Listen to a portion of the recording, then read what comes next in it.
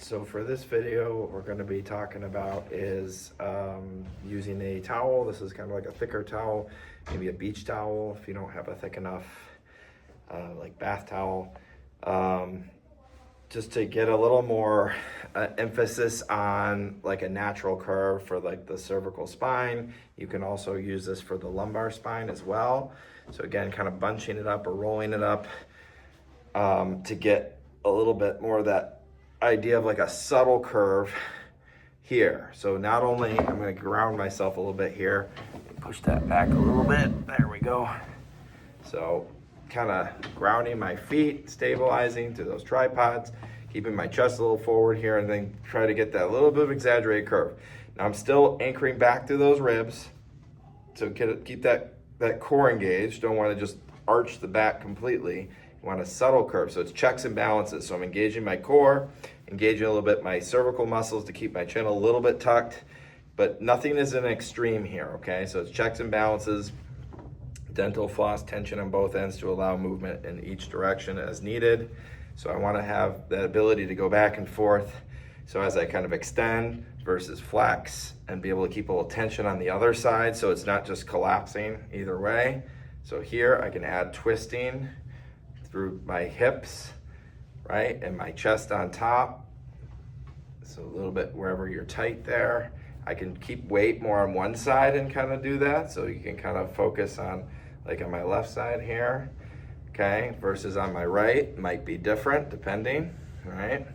So just be able to extend, flex, rotate, back and forth, okay? Now going back up to the neck. Same thing here, kind of roll that up, bunch that up, nice thick towel roll so I can kind of here. Now I gotta really make sure I'm anchoring my ribs for this one, grounding my feet, chest forward, all that, but really the ribs to the abs engaged so that when I lift my chest, I'm not just instantly arching my back.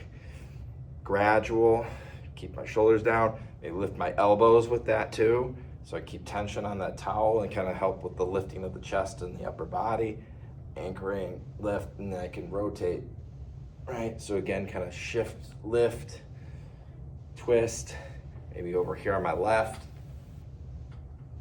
See how that feels. Where are you most limited? On my right, where am I most limited? Or in the middle. So kind of three options, middle, left side, right side. You can play around with those different variations. Flexion, extension, and rotation, okay? Neck and low back. So that gives you some ideas on how to kind of work on some of those things.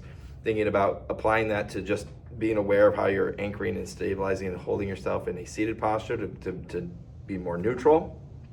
So if you have a tendency to collapse, like in the neck or in the low back, and that becomes like a straighter part of your spine, you want to have that subtle curve, and that's important for shock absorption and just holding yourself in a more balanced way, especially when you look at left side, right side. You want it to be more symmetrical, like two pillars holding you up, but that curve for like, think about like driving in a car, like shock absorption, like you want shock suspension to support the weight of the vehicle and you, so you're not feeling those bumps or potholes so much.